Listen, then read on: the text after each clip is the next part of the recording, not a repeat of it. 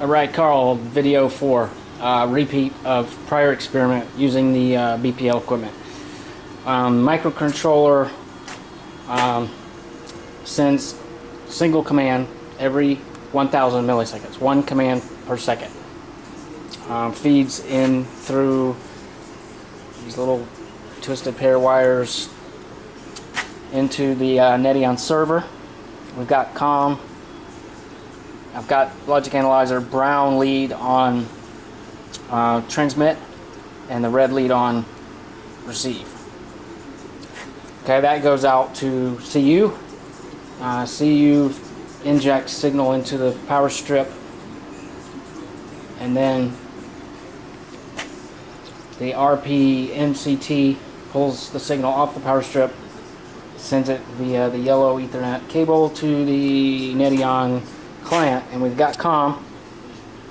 So I've also got the logic analyzer on this end as well, black lead, looking at what the ballast is doing. So logic analyzer output shows channel 0 is at the top, the black. Channel 1 is the second row, brown. Channel 2 is the third line, which is red. So the brown is the microcontroller output, channel 1. It's ahead of everybody else, which makes sense. It goes out first. So you can see that you get a 4-byte command nicely bunched together. 16, 5, 1, 22. Okay, that goes to the ballast, and channel 0, the black lead, is reading what the ballast is seeing. And there's a massive gap between the 5 and the 1.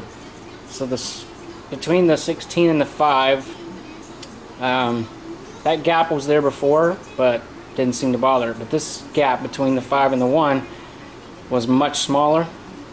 The gap now reads 7 milliseconds, and there's no reply after it. So obviously that delay is too upsetting. So then going backwards through the Netteons, through the BPL equipment, and coming out on the receive line on the Netteon server, you can see a repeat basically with the gap. It looks like the gap between the 16 and the 5 is now shrunken, but this gap is still there and measures 7 milliseconds. So I think that's our problem right there.